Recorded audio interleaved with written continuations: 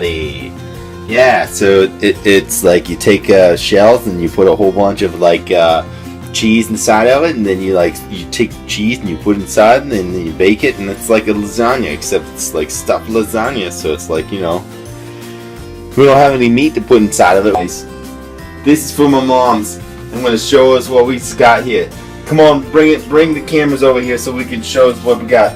So here's what we got. What we got here is that we got 1/4 of a cup of green onions that have been diced real finely. We're gonna saute those up here in a little bit, and some onion, some butter, and some olive oil. And then what we got here, we got some red and yellow peppers. I would recommend only using like maybe 3 cups of this, but I'm gonna go ahead and use the whole thing, man.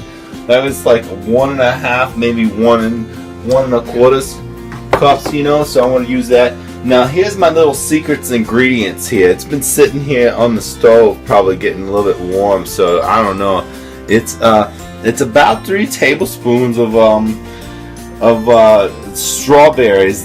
So what we got the strawberries, about 3 tablespoons of strawberries. I'm not going to use all the strawberries, but I'm going to use strawberries in the spaghetti sauce because I think the strawberries are going to add the sugar, and the citric acid is going to kind of cut down on the tanginess in the sauce, and it's going to add a nice little sugary flavor. I've had grapes in it before, but this is the first time that I've ever used strawberries. So strawberries is what we're going to use. And so we're gonna spend a few moments just making the sauce here, and so we'll join you in a few seconds. All right? Yeah.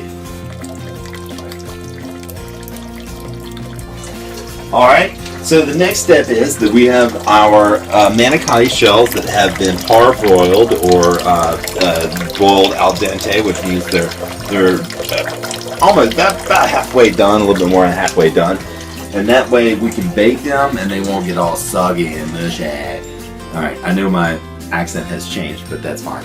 And so here, what we have now is we've got some of our cheese mix. We've got 8 ounces of ricotta. We've got 8 ounces of cottage cheese, and that's about 16 ounces of stuff that would make my dad just vomit. And then we've got about 3 ounces of Parmesan cheese, 4 ounces of mozzarella cheese, and we're going to add some of our spices in there. But before we do that, I'm going to add just a teeny tiny bit of what Mary Gallimore would call her special ingredient, which is a tablespoon, a heaping tablespoon of mayonnaise. I don't know why I'm doing that, but I'm doing it. And so here are the spices we're going to put in there. What kind of spices? Oh, well, garlic powder is one that you have to have, definitely. I don't know how much we're going to put in there, but we're going to say at least quarter to half a teaspoon. Onion powder, same thing. We're going to throw in there about 1/4 of a teaspoon. Not as much because the garlic powder is really what you want. And we're going to throw a little bit of black powder in there. And with that sound you hear in the background is Drayden sharpening his pencils for doing his homework. Throwing a little bit of black powder in there.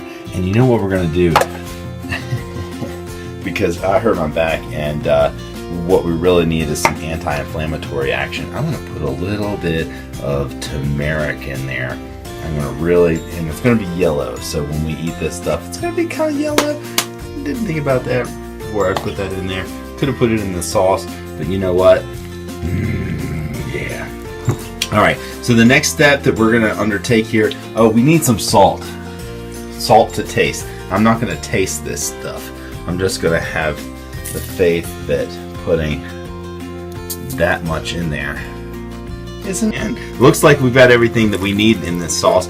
So here in a few minutes, we're going to revisit the recipe, and I'm going to start sauteing up our vegetables that we can put in our into our marinara that we're going to put into our casserole pan that we're going to make our manicotti out of. All right, so what we got here is We got some stuff that we're getting ready to saute up. What I got here is one of these special Colorado herb grinders. They grind up herbs and stuff that you grow in your yard, and we grew some of these in our garden today or this summer. And one of them was a purple basil. It's a really nice mild flavor. And all of a sudden my accent's changing again. Oh no, what am I going to do? But it's sweet basil right next to it. We also have a little bit of oregano inside of that. So we're going to take this, we're going to grind it up. Grind it up. Grind it up. Yeah, grind it up. Grind it up. Grind it up. Grind it up. Yeah, grind it up. Alright, now, we're also going to take... It's not grinded up. There it is. Now, we've got this nice cheese mixture. I ended up adding just a little bit more ricotta and a little bit more cottage cheese in there. And so, what we've got here is this pan. It is now, the butter is, see how it's browning just a little bit? That's not really what you want. The butter is browns, it's not good. So we're going to set it aside just for a second, and we're going to take our these right here, our green peppers, or green onions. We're going to take these, we're going to throw them inside here. Snap, snap, snap, snap, snap. Do, do, do. Get down there. Here we go. I like to saute the green onions just a little bit before anything else. What we got here is we got about 3 entire stalk shoots, which I found out today were actually spelled S-H-O-O-T-S instead of C-H-U-T-E-S. I don't know. It's not like a parachute. It's kind of like a... Anyway, so we're going to saute these just for a moment here. And then we're going to throw on these guys. There's another bucket there. You have that right? Mm-hmm. That's right. What? Hip, woo, hip. There we are. I'm going to turn up the temperature now. Now, we're going to saute these just for a moment. We're going to take a little bit of this. Sweet and juicy. Rex Goliath. Free range red. Alright, so the next thing we're going to do here, we're going to throw one of our little secret spices in here. I'm going to set this over to the side because I'm going to burn my face off. Right, oh my god, it's so hot. Okay, here we go, right? Now we got this little bit of tomato. It's not, it looks like tomato. It's not. It's actually somebody's finger that has been put into one of those Uno blender things. It's been chopped up real well. It's not really a finger at all. I'm just laughing. I'm just kidding. It's one of those strawberries I was talking about. 2 medium strawberries, but here we go. We got. Might just use one. I'm going to take one of these guys. I'm going to dirty up another spoon. Yes, clean it off with my dirty fingers. All right. I'm going to throw this inside of there. Why? I don't know. I'm Robin Leach, and I don't know why. So, if anybody has ever seen in kind of Saturday Night Live from 1980s, it's like 20 years before you were born, wasn't it? Oh, sad-faced little girl. She's watching me. She's wondering, how long is it gonna take to make this? I was cooking up plays, as it were. So here we are, righty? Here we are, here we go, here we go, here we go, here we go, here we go. Oh, red wine, who knows why, I don't know. There we go. Now, we'll cook it up a little bit here. Now what we're going to do is, it's because what you don't understand is that alcohol has a lower boiling point than water does. So at this point, as the water is boiling, the alcohol is boiling off much, much faster, leaving behind the remnants of the wine flavor and the grape itself. So we're leaving, what we're doing, we're extracting the flavor from it, boiling off the alcohol. So you don't have to worry about getting drunk, as the youngsters say these days. Yes. So here we are. Look at that. That's delightful. Now we're going to take some of this sauce here. It's traditional Kroger sauce, so you know it's good. Now we're going to use about apparently most of the jar. Well, we're gonna use the entire jar. And so what that makes is right now we've got about 4 ounces of mozzarella cheese, 8 ounces of ricotta cheese, maybe possibly 10 ounces of ricotta cheese, 4 ounces of mozzarella, 4 ounces of Parmesan cheese, and how many ounces? 10 ounces of cottage cheese. All of this can be reduced down to 8 ounces and 8 ounces and 4 ounces and 4 ounces. But what we've got right here is something absolutely special. Now, I have sauteed. Oh goodness! Ah! It's burning me! The last thing you want to do is overheat your spaghetti sauce, because burning it is like burning sugar. You do not want to burn your sugar or your spaghetti sauce. So we're going to turn down the heat some. We get a nice little tan. Look, check it out. I'm warming myself. I'm reusing the heat. Recycle, reuse, reduce. And we're going to take this strawberry. Add a little bit of strawberry to it. I'm not going to use all of it. I'm just going to use 1 teaspoon. So I think we're about 2 tablespoons. 2 tablespoons. Strawberry. I'm going to put this back on here to boil. Yeah. You know, boil a little burn. Now look at that. Yeah. Who's to say that is not the best spaghetti sauce no one's ever tasted? Go. So what we have here is one of those things you call a life hack. So instead of filling what do they call them? Macaroni shells, Machiavelli shells, manicotti, man of war shells. So when you're filling man of war shells, you just take a plastic bag, like a pastry chef's icing bag, and you just cut a little hole out of the corner there. Make sure that you remove the plastic, like I forgot to do today for Drayden's ramen noodle. I left a piece of plastic in his soup. Sorry. Anyway, this is how you do it. Little hole in the corner of a plastic bag. Boom! You got instant manicotti. Whatever that is. Yeah.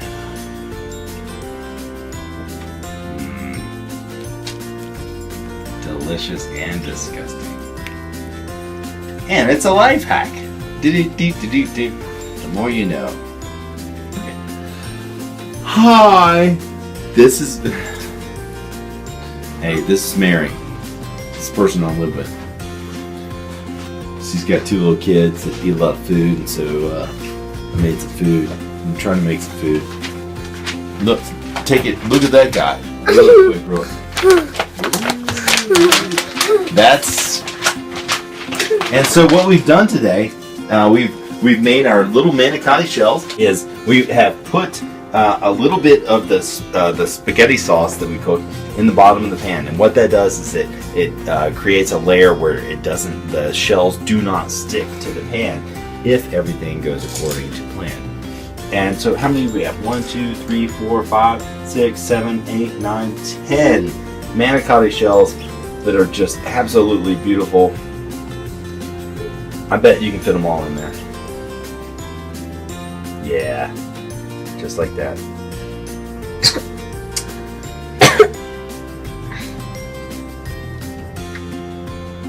Edit that part out where I said I was touching her kids.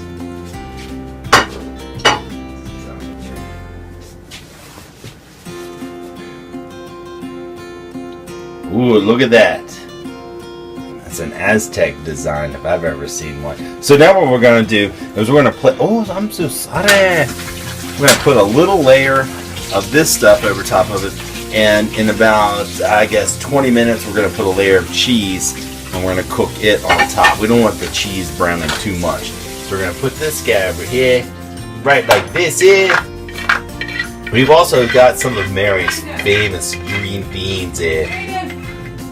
Where'd you go? Hey Mary, we're on camera here. We can hear everything you're saying over there. I'm trying to cook over here. Anyways. So we're putting the sauce on top of here as well as the sauce on the bottom of there. I'm glad that I used the entire jar. And so I got a little bit of splatter on the side of the walls. But you know what? It's like my great uncle Vinny says, you can't scramble an egg or make an omelet or any kind of food without getting some kind of brain splatter on the wall. So you know what I'm saying? So hey, I'm gonna spread this around here. Spread a little brain splatter around here. Little brain splatter here. Little brain splatter there. Don't be sad. We barely even knew the guy. Don't cry. It's okay. And then we got the bippity boppity boo right there. Little brain splatter. You can tell that the guy was shot from the upward angle. And the splatter goes this way. He was like, it's alright, don't worry. Forget about it.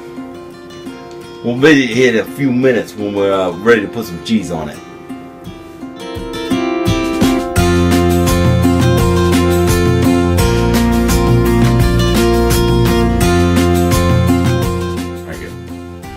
So what we've got here is we've got a really bad some sort of accent, and I'm not really sure what kind of accent it really is, but we've got this lovely casserole that is some sort of what do we call it, Mary? What is it called?